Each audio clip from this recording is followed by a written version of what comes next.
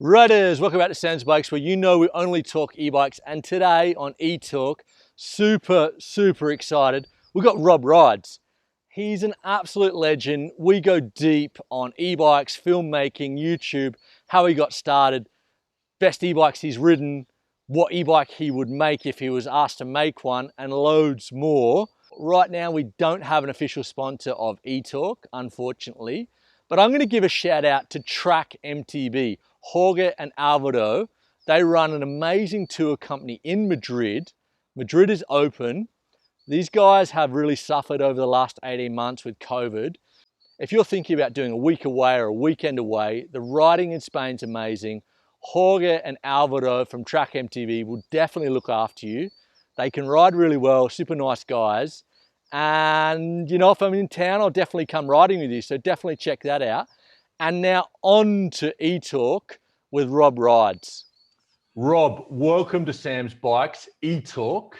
Mate, it's an absolute honor to have you here. And I want to thank you for all the help you've given me over the last 18 months. Really appreciate it. So thanks for that and welcome.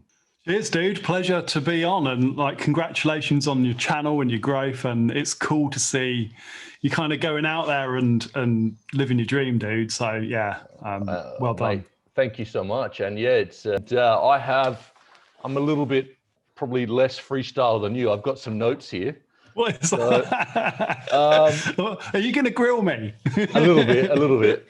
I was at the gym this morning and I was like, bloody hell, what am I going to ask him? So I've got some. So we're going to talk e-bikes, but we're also going to talk filmmaking because I'm a photographer. I've been a photographer for like 22 years, and your filmmaking is freaking amazing, man. Like, it's really like, one of my mates is a filmmaker and he's into e-bikes, and he told me, he was like, man, tell Rob that he can probably go out and do his, you know, in like just as a actual production company. The value is really good, man. The quality is so good. Oh, so cheers, mate. I want to ask, when did you start riding? When was your first e-bike? Like I think a lot of people grew up in like an environment where bikes were just a social part of our life. So right from a kid, I've never been a massive biker through my childhood, but had bikes that I would ride all the time, just like, you know, with my mates and stuff. So BMXs. I remember my first ever mountain bike that I got for Christmas. It was like a green mountain bike, and I think it had 6 gears, and it was so high tech. And I was like, this is amazing, such an incredible like experience to get your first bike. But yeah, started biking probably when I was, I don't know, 8. But not like seriously, like competitively, just socially. And right through my kind of teenage years, later teenage years probably stopped. And, you know, as a lot of us do, get into other things when you discover beer and that kind of stuff. And then started again, probably, I'm 40 now, so probably mid-20s. But again, like nothing serious, more cross-country style, short travel mountain bikes, and then e-bikes. 2017, I think, was when I got the first.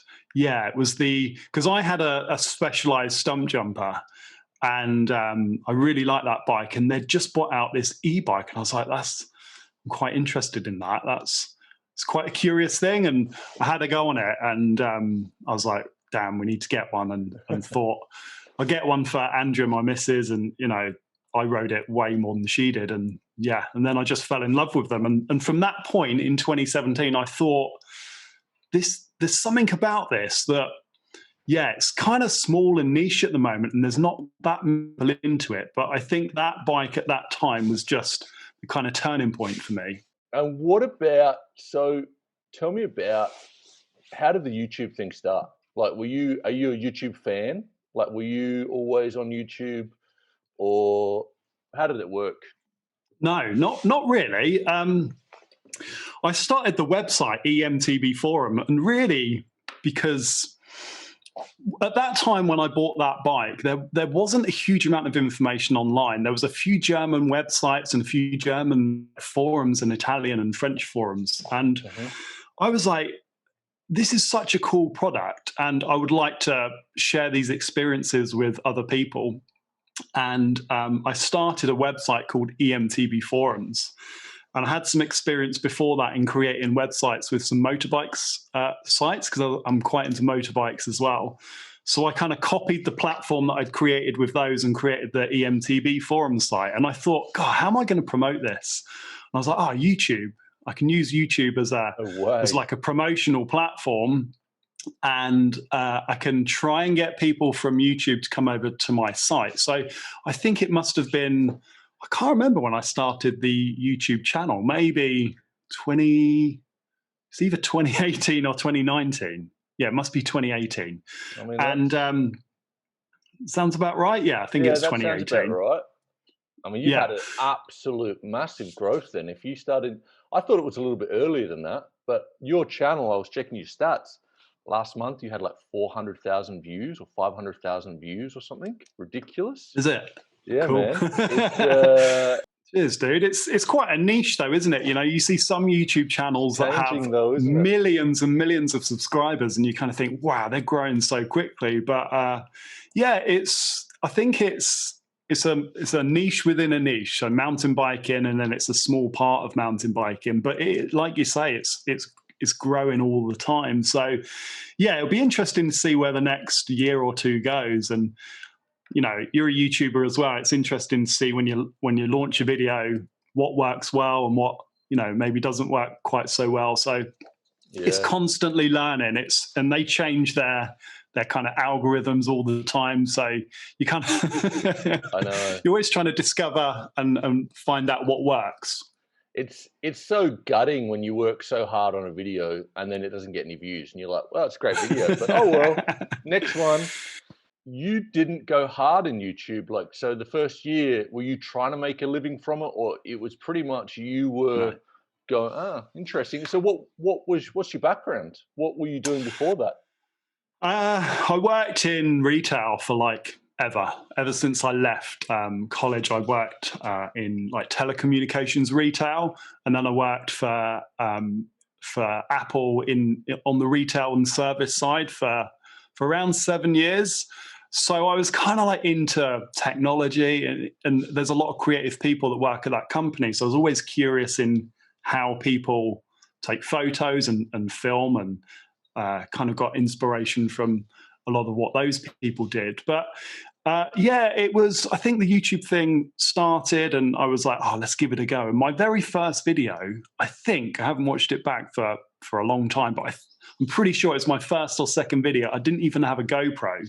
So I strapped an iPhone to my chest and recorded it like that. And yeah, I kind of thought it's a different challenge to what I was used to. So I just thought I'd give it a go and see where it goes. That's amazing, mate. Great story. Talking of iPhones, I just bought the 12 Pro. Yeah. Is it good? Out. They're so good now, aren't they? Phones, the cameras. I had a Sony A6300, like, you know, the little one. And I sold that because I never used it. And I sold that, I got like 600 euros for that. And I had my drone. I never used my drone because it's actually illegal to use the drone in Spain, quite a few places. Wow. So I sold that, and I was like, it's 1,200 euros. It's not a cheap phone, but it shoots in RAW, and you can have Lightroom on your phone and process your files on the train on the way home or in the camper van. It's amazing, man. Let's not bore everyone. Let's talk bikes. Let's talk bikes. So you're a bloody lucky guy, man. You've ridden everything over the last 3 years. If you could pick a couple of standouts that really impressed you, whether ride or innovation, what would they be?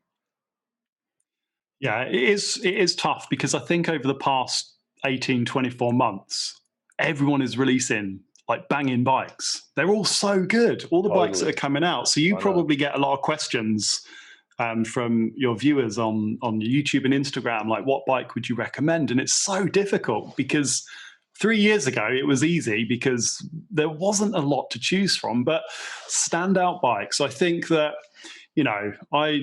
people might think I'm a Specialized fanboy, but they've released some incredible bikes that are really pushing the industry forward. And in particular, the Gen 3 Levo, I did a video and I called it, I think it was like a technical masterpiece. But I think that as a complete package, not just the way the bike rides, but as a complete user experience, the battery, the integration, the TCU, the Mastermind TCU, the app, and all that stuff. I think that they've really nailed it. And I think other brands might look at a bike like that and think, damn, we need to improve in this area here or this area here. So even if you're not a fan of Specialized or that bike in particular, I think that kind of package is really good for the industry because it helps. The tide rises, doesn't it? Everyone gets a little bit better. So that's really great. And then I think like some of the direct consumer brands, like look at what Canyon are doing in terms of value for money. Vitus and Nukeproof. I've got the Megawatt just there. This rides like as good as anything that I've ever ridden.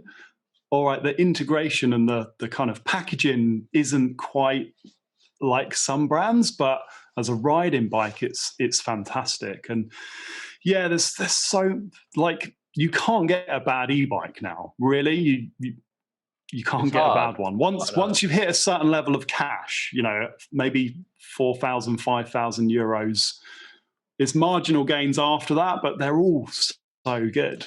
Yeah, definitely. I put it in the category of like wine. So I like wine. I like to drink a bit of wine, Spanish wine. Who doesn't? And thought you were going to reach for a glass of wine there, Rob. I think we had some Rioja last night, actually. So I like a Spanish wine. I'm going to give you a tip about buying Spanish wine in the UK. If it says Rioja in large writing, don't buy it. Yeah. You want to look. The Rioja's got to be the understated part because they shouldn't be selling it on the brand of Rioja. Got it. Good tip. If you buy Spanish wine, €5 gets you a pretty good bottle, €10 gets you a great bottle, and €20 gets you a really good bottle, but the difference between 10 and 20 is marginal, in my opinion. And then you go from 20 to 50, and it's even more marginal. So yeah, it's the same with bikes, like I think you're getting to that If only they were that cheap. I know.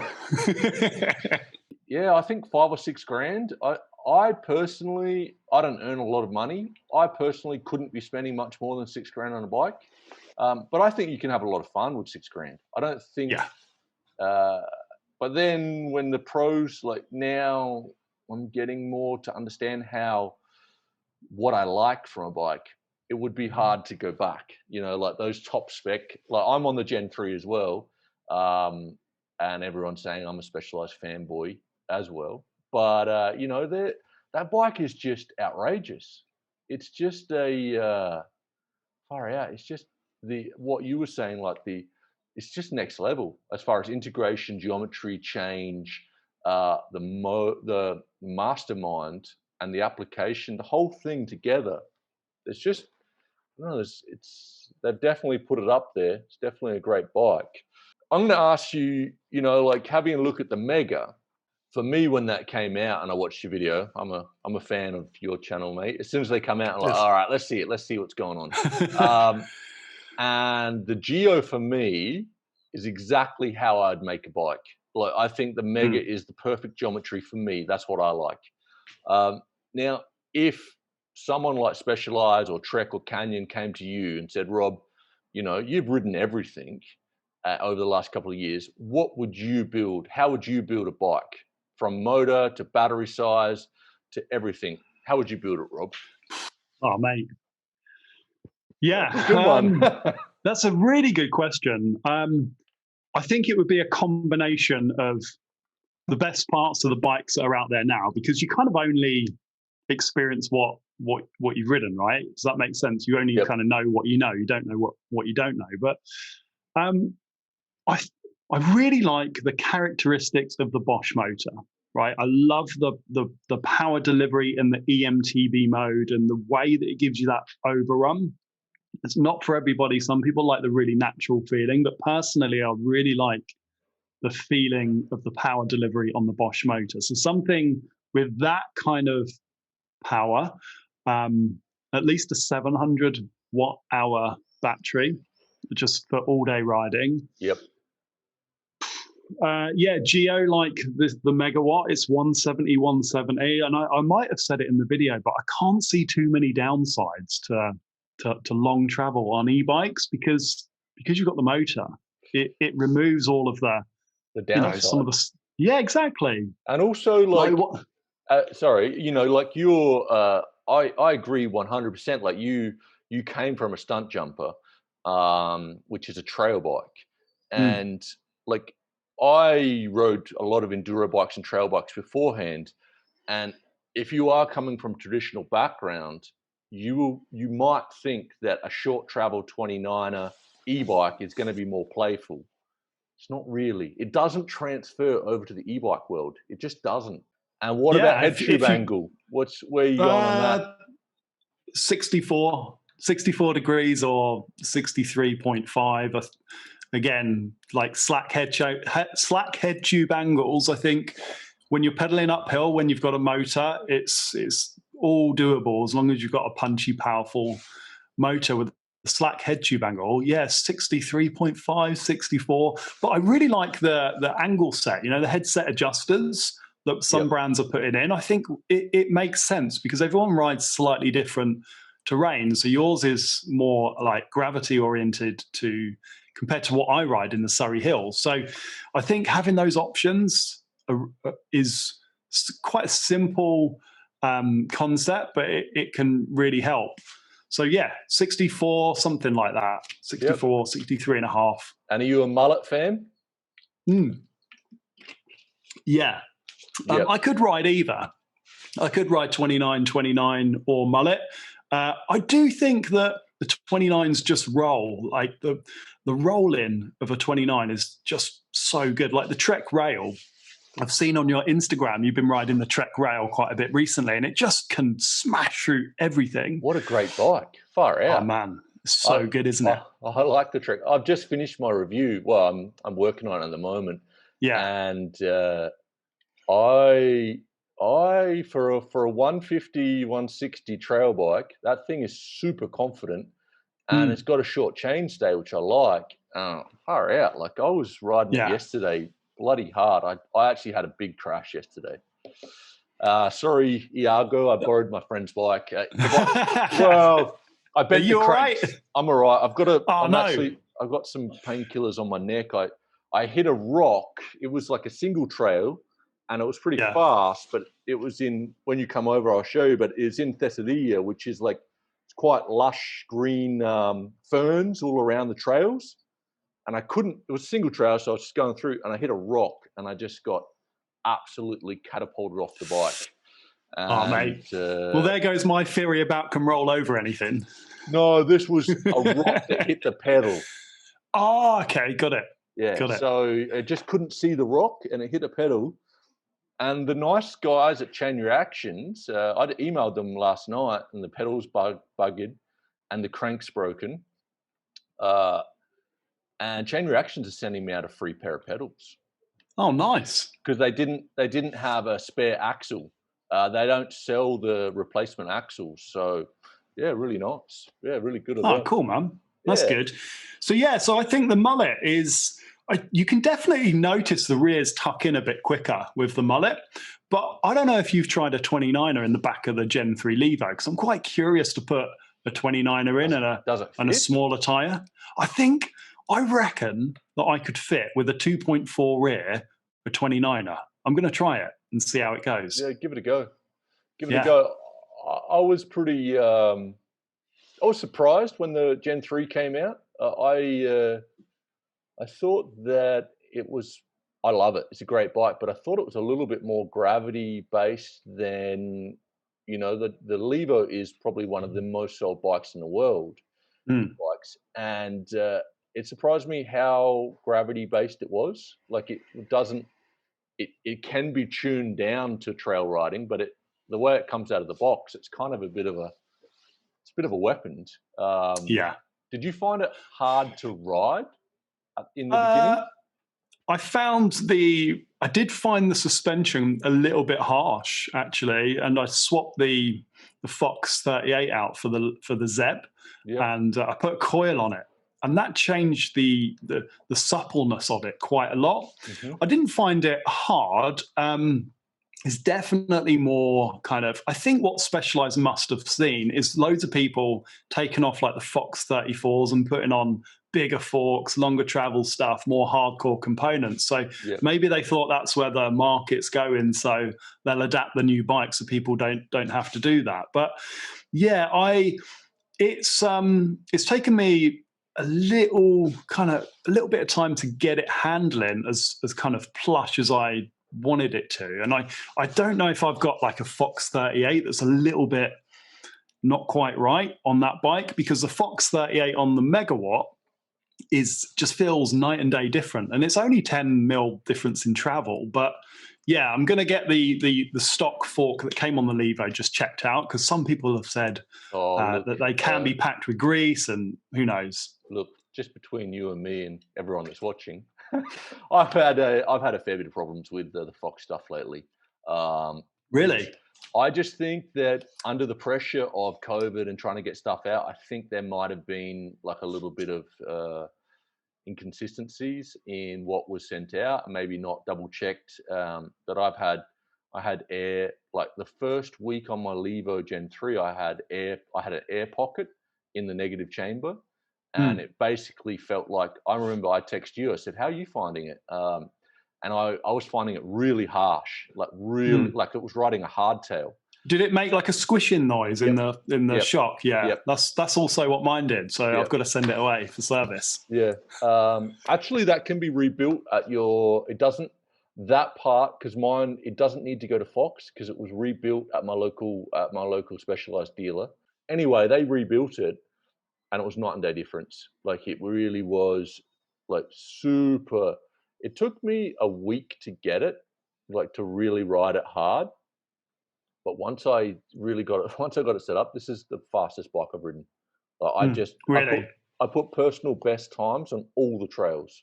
It's just fast, man. It's just, it's dangerous. It's like a little rocket. Yeah, it's an outstanding package, isn't it? And I would really like to see a longer travel version of it, like a full fat Kinivo, 170, 180, the same kind of like adjustability, and that I think would be. Doesn't it? Like, Hey, did you see the new Pole e-bike? Yeah, it looks good, doesn't it? Like 190 travel, Bros motor, big battery. Yeah, I don't know. Maybe the longer travel e-bikes. Who knows? Will we get more than 200 mil travel on an e-bike? There's no downside, as we were saying. Like you've just tested the Kinivo SL, and you've been on the Levo SLs, and I've done the same test. I just did back-to-back testing. And the Kinivo wasn't a bike that I really wanted or even understood. Like, and my wife was like, Sam, it's for young people. You're old. Like, it's not for you. And she's kind of right. Like, I was like, far out. Like, I want the Kinivo to have a full power. But anyway, the Levo SL and the Kinivo climbs better than the Levo. I don't know if you found that, but it was like, I don't know. The Kinivo SL? Yeah. The Kinivo SL. Yeah. It's a good climber. I found that I did get quite a lot of, it's down to my technique, but I found that I got quite a lot of pedal strikes. But I was in Scotland when I was riding it quite a bit, and it's super techie kind of natural climbs over there. So probably down to my technique over anything else. But no, I've been talking to Marshall Mullen. I'm actually having him on next week, and he said the same. He's been getting a lot of pedal strikes. I haven't, but I haven't done that much riding on it, and it was bike park. Let's go. Where do you see the bike industry in the next 3 to 5 years with e-bikes? Like, where do you see it going? It's gonna carry on, no doubt. I think that there's so much interest in e-bikes now, and I think 3 or 4 years ago I think it had a different image to what it has now. And I've noticed that when I've been riding, it's gone from I can't remember the last time someone said that, the cheap thing. It's been a while, and I think that people have grown to accept it, and you can see on social media, people are starting to like really buy into it. And what I've noticed more than anything is like youngsters, the kids now, they look at them and they're like, shit, that's cool. I really, really want one of those. Yeah. So I think that the next generation of riders is just going to be part of biking, and I think that will just spur manufacturers on to create more and more awesome stuff. And look, I think that every bike at some point will have electronics in it, whether it's like an electronics dropper, a little computer integrated into it. I don't know, just some kind of electronics in the bike, even if it's not got a motor. So I just think that we're going to have more and more e-bikes and more manufacturers. And look, who doesn't have an e-bike out there at the moment? There's not many brands that don't. There is a few. There's not many. Like that list is getting smaller and smaller. So I think we'll see all brands have to have an e-bike, right? They can't not to stay relevant. Yeti? I want to see the Yeti e-bike. That's going to be awesome. They've got to bring one out. I mean, they make the best enduro bikes, or some of the best enduro bikes, so they've got to do it. It's going to be it's going to be interesting. I think we'll probably see more of the segmentation as well, more of the like super lights. So a lot of the brands that are established, I'm picking YT out for an example, but they've had their decoy. When did you buy it? Like 2019? 2019, yeah, 2019. So it's a couple of years. So it wouldn't surprise me if we see the brands that have got an established e-bike kind of dabble in that lightweight market. Yeah. But a lot of it's dependent on the motor manufacturers and the electrical companies to kind of bring the products out. So they're kind of interdependent, aren't they? They're reliant on each other. So more innovation from the motor manufacturers and the batteries and that kind of stuff. Have you ridden a Rottwild? Have you ridden the E3750? The E375? No, I saw them at Eurobike, and their display at Eurobike was amazing. And they had the Bros powered wasn't super light. It was like 20 kilos, but full powered e-bike. And I was like, wow, that looks really good. But I've seen the 375 on Instagram, and it looks like it's a full power super light, isn't it? Yeah. And they've got this like quick release battery system in it. So like you just click it in and out.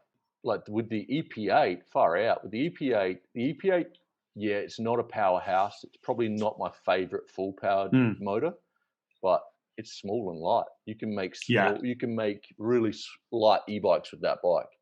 Yeah. And the have you found the range on the EP8? Yeah. The rise is I'm looking over there because it's just over there. The rise is like, I think what they did with that bike is pretty cool. And I kind of thought when it came out, why don't they just have the full 85 Newton meters available? And I said to them, they need to create like a party mode where they just enable it and just gives a little disclaimer to say your battery's not going to last very long at all. But then I rode it, and the 60 Newton meters actually is pretty. It's a pretty punchy little power unit at 60 Newton meters, and the bike is like this one's 17 point something kilos. So I think what happened is Specialized released the SL, and then they kind of paved the way for other manufacturers to release these super light e-bikes, and Orbea have kind of had some time to release their own version and put the lightweight, the EP8 in it, which is I think the motor's only maybe 500 grams heavier than the Levo SL motor. Yeah, it's not much. It's got there's not a lot in it, but it's got 85 Newton meters. And the bike rides really well. It's really trail kind of geometry, trail orientated geometry. And I'd love to see like a slacker. Yeah, like an enduro. Like what's their enduro? Is it the Rallon or something? The Enduro, the Wild FS. No, the enduro. Yeah, that's the e-bike, but the enduro pedal bike. Is it the Rallon? Yeah. I think it. The Radon. I can't remember what it's called, but it's like an EP8 version of that. Rallon. Lightweight. Yeah, that's it. Yeah, that was like a really good that is still a really good enduro bike. But a couple of years ago, that won everything. Where else are we going? How do you deal with being famous? Famous. Come on, when you go, like I get it now, like in my local trails, and I live in Spain, people like stop me and like talk to me and want to race me. The other day at the bike park, someone wanted to race me. They're like, come on, let's do a hot lap. And I was like, mate, I make videos. I'm not that fast. Come on. It's the only people that recognize me are, if you look at my YouTube demographics, it's like dudes between 35 and 65 in bike shops. You know, okay. I might get someone spot me there occasionally on the trails, but oh, actually, I did take my daughter to school the other day, and one of the other dads went, "You're Rob Rides." And my daughter went, she was like, "You're famous, Dad. You're famous." No, I'm not.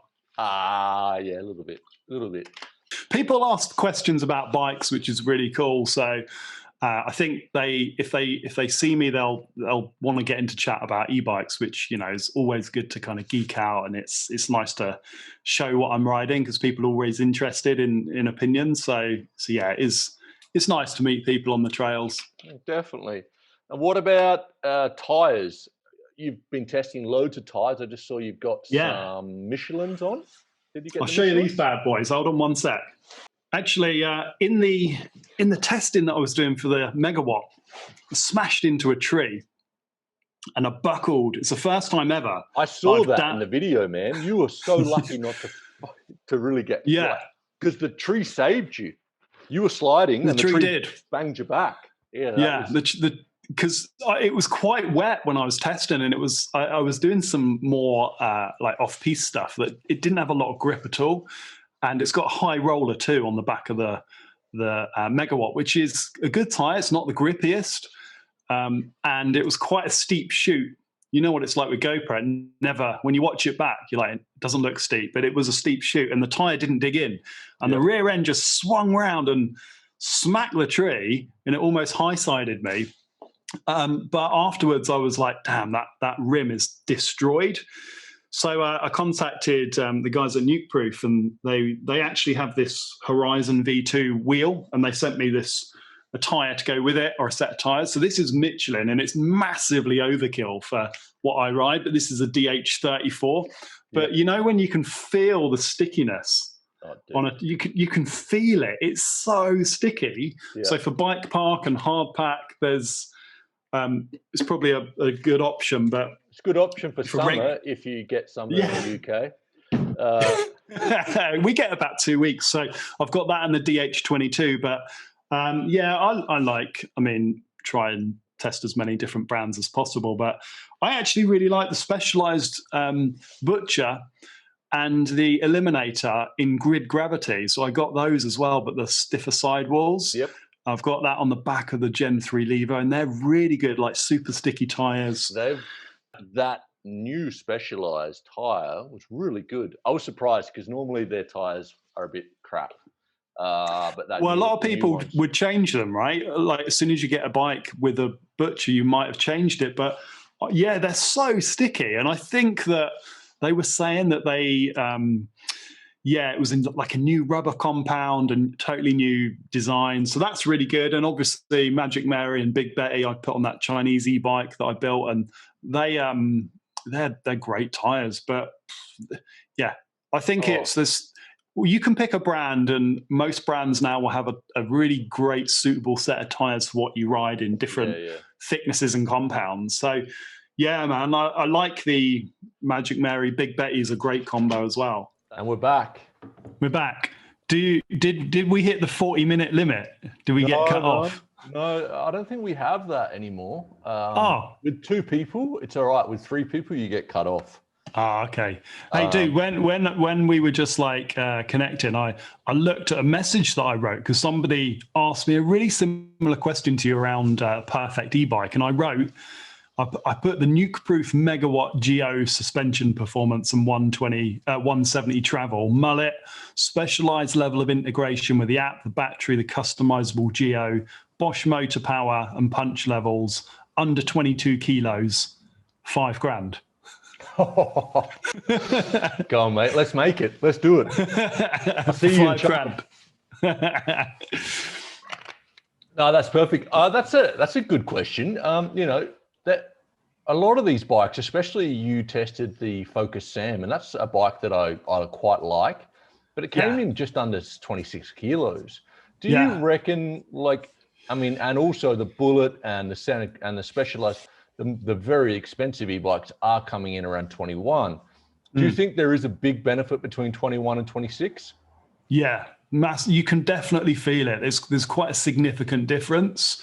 However, I think it's not a big deal. Like, I think a 25 kilo or 26 kilo e-bike, you can still go out and have an amazing time on. So yeah, there's definitely differences, like big differences that you can notice, especially if you back to back them.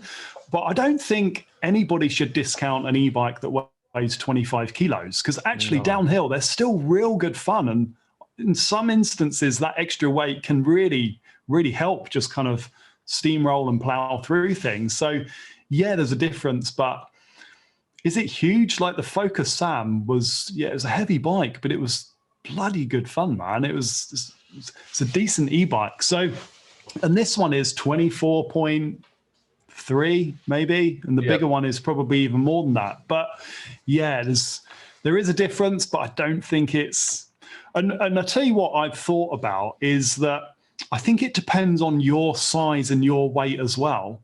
Because if there's a rider that's 100 kilos or a rider that's 55 kilos, a 25 kilo bike is half of that lighter person's weight versus a quarter of someone that's 100 kilos. So I think it depends on your body weight as well. Most definitely. 85, nearly 90 kilos, and I'm 6'3". So a heavier bike doesn't impact me quite as much. So maybe there's that side to it as well, that I don't feel the impact quite as much as somebody that's a lot lighter than me. And it's all, I think also the way, the style of the rider.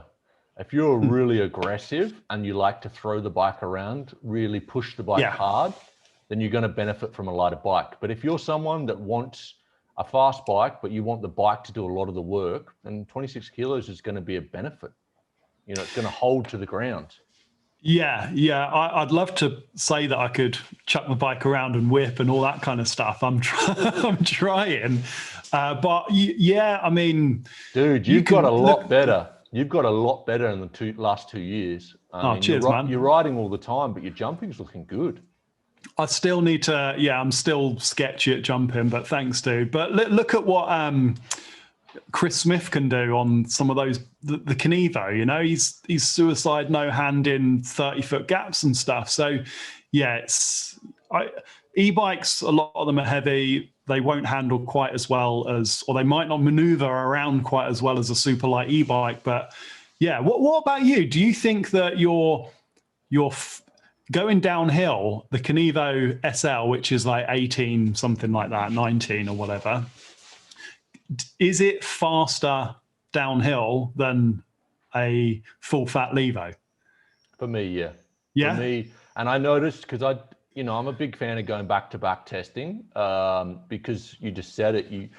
If you go one day and test something and then the next day test something, we're riding really good bikes. You need to do it back-to-back to really notice the differences. Yeah. And for me, I went back-to-back on the Gen 3, and I haven't done a video, but I just did it for fun to see. I have the camper van now, so I can just go to places and hang out. And I noticed my body got smashed on the Gen 3. My body was taking more abuse because I was trying to ride it like a light bike. I was trying to ride them the same, and I almost threw my back out. Like I was jumping something and I landed heavy, and the extra force, I was like, whoa, my back just like almost felt like it was going to go. And on the Kinivo, I don't get that. For me, if I'm riding on my own, it's super light all day long. I'd rather suffer because I enjoy the downhill more. But if I'm riding with people that are fit, then like it has to be full fat. But if I'm riding with, a lot of my friends aren't that fit here, and I'll take the super light and ride with them. And I'll ride in turbo, and they'll ride in eco or trail, and we'll just find the medium. And I'll suffer more, but I don't mind suffering a bit. You know, it's kind of like the old days when you suffer. Dude, this is why e-bikes, like, there's such different experiences for people, aren't they? Because if I'm riding by myself, I still take out the full power. Yeah, right. I just like to put it in turbo and just blast around as far. Yeah. And actually, I would have more power if it was available. I'd crank it up even higher, because I've got mainly kind of flat undulating stuff, and the flat stuff I find super boring on a low power bike. So I like to crank it up and just just go as fast as I can. And what's your thought about de-restricting and restricting? Oh man, I think that it's look, the de-restricted bikes are fun. No, they're faster, but I think that we all have to just don't be dicks, man, and like we got to protect the industry and protect cycling and access. And if everybody went out and de-restricted their bikes and blasted around at 30k, 40k, someone's going to get injured at some point. And yeah, it's a lot of people do it. I don't even talk about it on my channel, because it's just one of those things that if people are going to do it, it's totally up to them. But I think that it could have a negative impact on, all it needs to happen is one legislation change, and then you won't be able to ride your e-bike like you can now. So it sucks, man. It's like, yeah, would it be better if it was 30k or 20 miles an hour? I'm totally with you. I'm against de-restrict. What is it even called? De-restricting, like taking off the speed limiter. Yeah. Because if you're de-restricting, you're anyway. Some people catch me out and all that crap. So if you let the bike go as fast as take off the restrictor, look, I'm totally against that. One. Yeah, what you said, accidents happen, and also you get idiots out there just being idiots. And also you don't get your warranty. And also some of my friends have done it, and they've chewed through their cassettes and their brake pads and their tires and their chains. But I have had one or two bikes here that get sent to me that have got the American I don't know. They leave it on there for me. I don't know why. I'm not going to say who does it, but I think some of them just have that firmware on them already, maybe. But that 5 mile an hour makes quite a bit of difference, doesn't it? It's a lot more fun. What is it in? Is it in kilometers per hour? Yeah, is that how you? Yeah. So we go. The legal limit in Europe is 25 k's an hour, and it's 32 k's an hour. So it goes up 7 k's. Yeah, and it is a lot. It's really noticeable. And it really does change the way you use an e-bike. So I would like to see the limit go up a little bit, and massive fines for anyone that de-restricts them. Yeah, I think that if it was 20 miles an hour or 32 kilometers, people wouldn't really bother so much with de-restricting. I think that if you're on a fire road, and you can normally ride at that speed on a regular pedal bike anyway. Yeah, exactly. And you're riding slower on an e-bike because of that limit. So yeah, man, it sucks. I don't think it's going to change. I don't think it's a priority list for any government to change any legislation or anything. So I think we're just stuck with it for now. And what's the worst thing about YouTube? Worst thing, probably feeling pressure, like you have to keep creating content.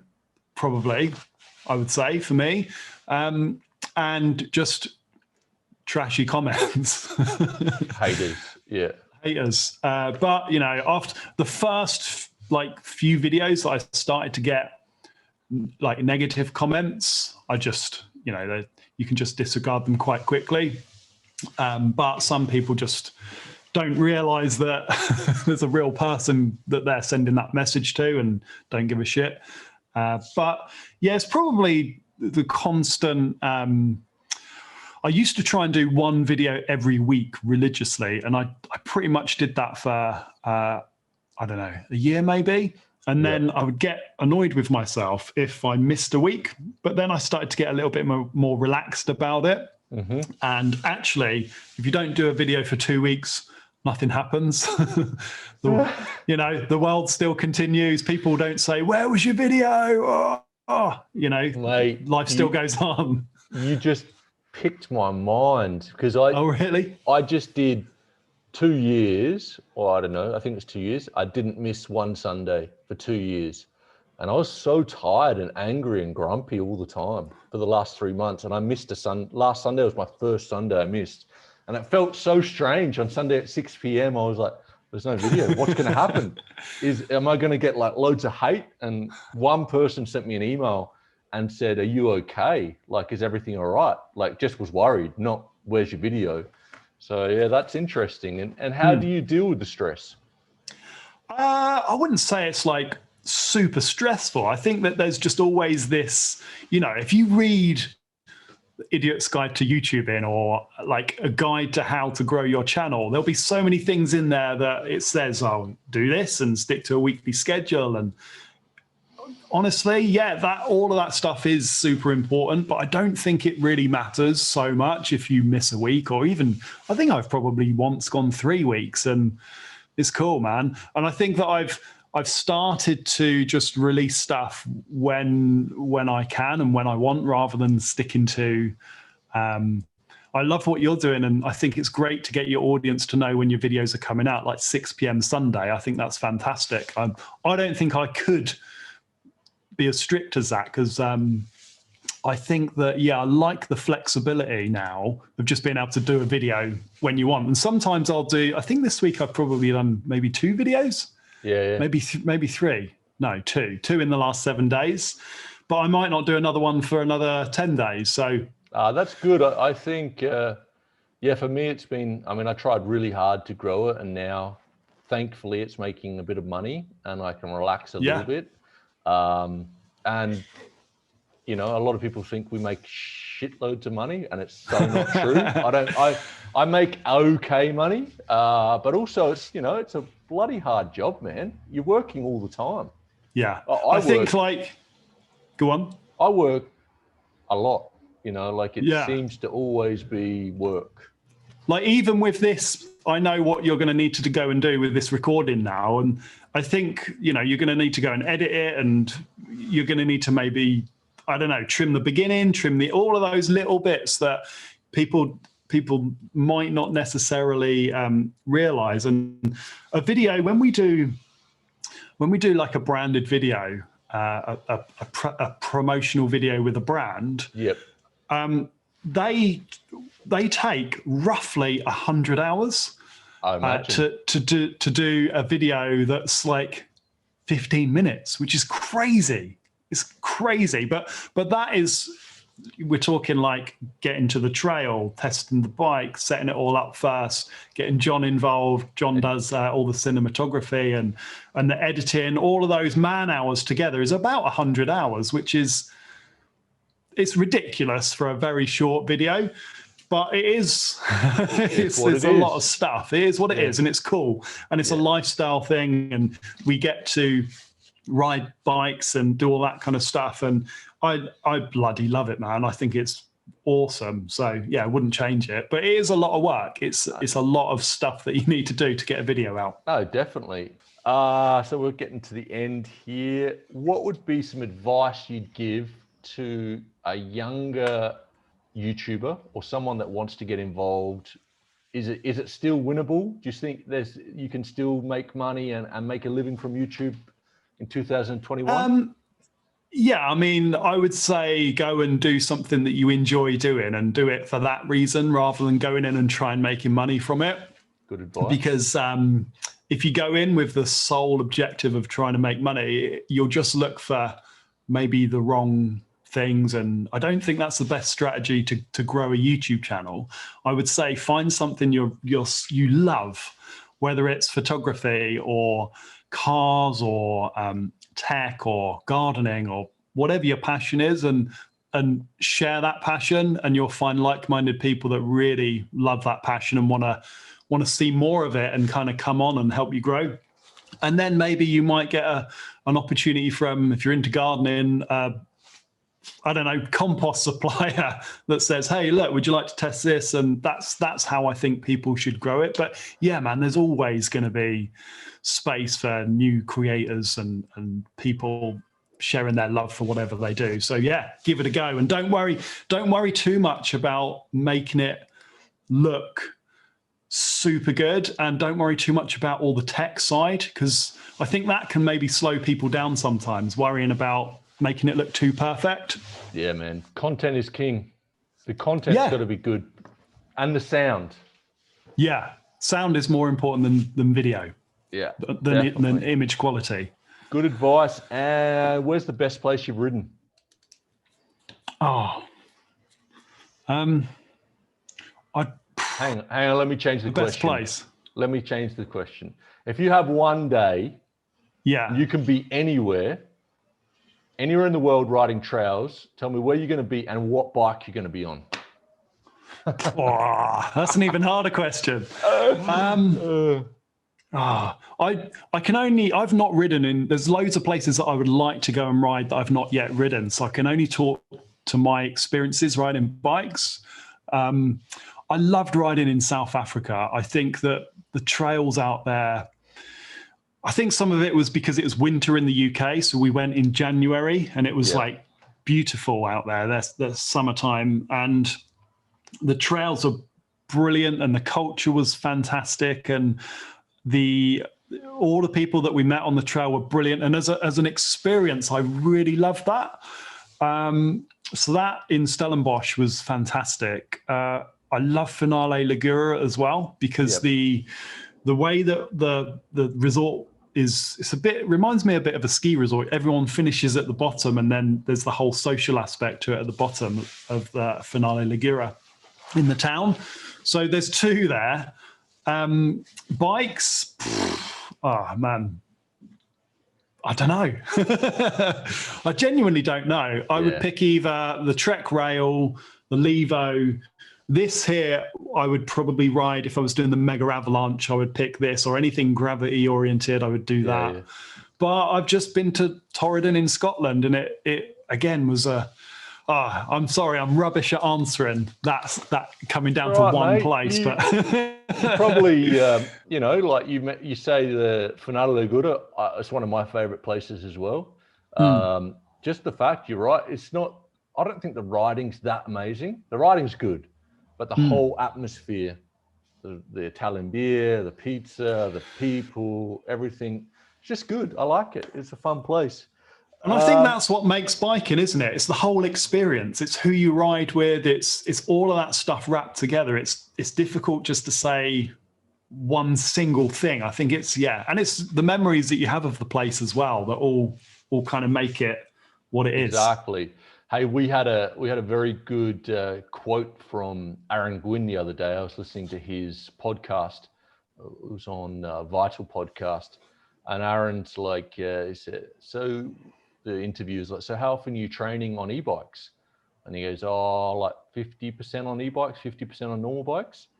And he started going on about e-bikes, and he was like, well, I love e-bikes because I can go riding with my dad. I can go riding with people that I enjoy their company. They're not necessarily as fast as me because I'm one of the fastest guys in the world. But it's the greatest equalizer. And I think that's something that is missed in that not missed, but that's something that is the best thing about the e-bikes, that you can go ride. Like my mate is Nico, is the Aussie punter. He lives in Madrid. He's not the fittest guy, and he actually bought my decoy off me, and we go out riding, and he just puts it in boost, and he's off loving it. Like he would never have got on an e-bike. He would have never got on a bike, but because it's an e-bike, he was like, "This is awesome." Yeah, it's He's great. loving it. Yeah, And that's the thing with e-bikes, isn't it? That's why they're so. It's one of the best inventions ever. I genuinely believe it, man, because it's so good, and people from all walks of life. Doesn't really matter what your fitness is.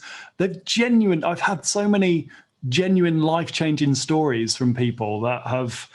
There's a guy that we rode with on one of the very first forum rides, and he was involved in really sadly a motorcycle accident when he was young, and he lost his leg, and he said e-bikes have literally changed his life. He wasn't able to ride since the accident until e-bikes were out, and there's many different stories that you'll hear about how they've changed people's lives, and there's not many things that you could say have had that effect. So yeah, they're totally freaking awesome. Totally. And, like talking about people that buy, get into the sport for the first time, some of these e-bikes really aren't, in my opinion, set up that well, like especially the base model ones. If you were given a budget of like 500 euros or pounds or dollars or whatever, it's about the same. What would be some of the things that you would recommend a beginner, whether they buy safety equipment, get some coaching, do upgrades on the bike? What would you recommend? How would they spend that money wisely? $500, 500 euros, pounds. 500. That's quite a lot, actually, isn't it? It's quite a lot. I think that it would be coaching, really. I think that would probably get you the quickest advances, because most of the stuff that comes on bikes these days they're pretty capable, aren't they? They're really good out of the box, most of them. Maybe you could get some coaching, and maybe you might change the tires to something that's a bit more suitable to what you ride, because there's no point really, if I go back to these Michelins, there's no point riding these on cross-country courses because your battery will die in like 15 miles. So coaching, tires, and then just go to a bike park and pay for access to a bike park and just keep sessioning it because you've got an e-bike. Exactly. No, good advice. Well, I'm done, Rob. Thank you so much, mate. And if you want to ask me any questions, open book here. All right. I've not got a list, but what kind of bikes are you enjoying riding? I know you love the Levo, and if you were spending your own money, it's the question that I'm going to put back to you. If I was spending my own money, what would you buy? I'm kind of getting sick of people saying that, I'm a Specialized fanboy. I've been trying to ride the Trek Rail for a year. I couldn't get one. The Specialized local dealer here lends me anything I want. I think that's a really good point to make, actually, sorry to interrupt you, but just for people that Specialized are really good at, they helped me out when I had like 150 subscribers or something and loaned me a bike. And I, like you, messaged all the different many different brands, and not many people replied. And I think that it's really hard, isn't it? It's really hard when you're trying to get bikes to share with people, and it is funny because I emailed the Trek dealer probably about I would say 20 times over the last year because I really liked the Trek. I really knew that I liked that bike, and I really wanted to try it. And then I put my post on Instagram, and who do I get an email from the next day? The Trek dealer. It's just like, well, mate, it's too late now. I've got one, haven't I? He's like, oh, do you need us to, anything you need from us now? I was like, well, no, I needed a bike. At the moment, I've got the Levo Gen 3, the Kinivo SL, and the Levo SL. And they said, Sam, you got to give one back. And I was like, which one do I give back? And I was going to give the Kinivo SL back, but now I kind of I'm really enjoying that bike. So I'm going to have to give the Levo SL back. But that bike for me is one of the greatest bikes ever made. Which one? The Levo SL? The Levo SL. For me, I think that is going to be I think that's a benchmark for us to work towards in the next 5 years. I think that the way that bike handles and feels, I'm a purist. I love mountain biking. I love riding bikes. For me, that bike made me remember why I got into the sport.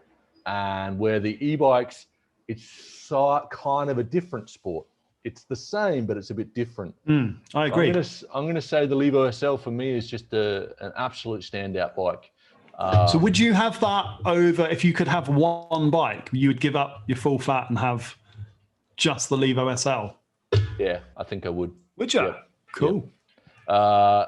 And that would just make sure I don't get fat, because I'll be riding it all the time. And it is a pain in the ass riding with people that are fit. Like if you ride with a really fit group of guys that are not willing to budge a little bit on the speed, then it's a pain. But if you go out with it's good doable friends, though, isn't it? It's doable. Yeah. And if you've got the extender, like the extender, that battery, like the economy of usage on the battery in the SL is outrageous. Yeah. I did a couple of rides in the Surrey Hills and I was on the SL with the range extender, and I did use it in turbo nearly the whole ride, but they were like on a range of different bikes in EMTB or trail mode, and it was fine to keep up. I definitely, on the real steep stuff, was like, suffering.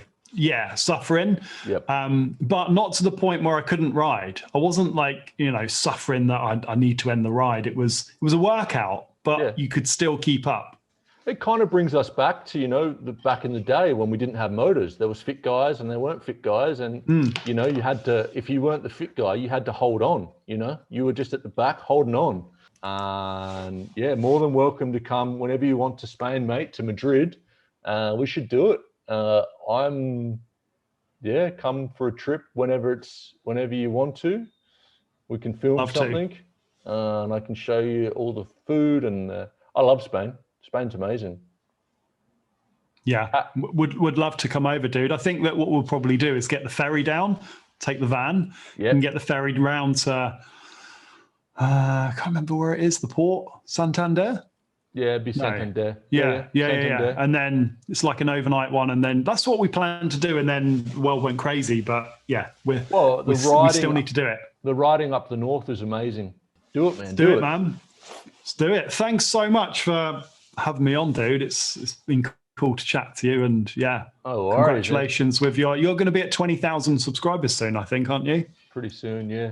It's going good. Yeah, it slowed down. Like I don't know. I think the world's gone back to normal. Mine has as well. Like, the growth has, the amount of subscribers per month has definitely, I think, since people have been able to get out, slowed down a little bit. So I don't think you're alone there. Maybe you're right. It doesn't really bother me either. It's like, I've taken a bit of a chill from trying to chase numbers, and just what you said, I'm just going to try and make stuff that I think that interests me. Yeah. But I want to, that test I did with the Kinivo and Levo, what a pain in the ass, but it was so interesting for me. Like as a lover of bikes, it was just so interesting to do it back to back. Rob, thank you so much, mate. And riders, if you have any questions for Rob, put them on the comment. Hit him up. Obviously, you're going to be following him, but if you're not following him on Instagram and Facebook and YouTube, follow him, subscribe. Amazing content. And Rob, thanks so much, bro. Cheers, man. Thanks. Have a good weekend.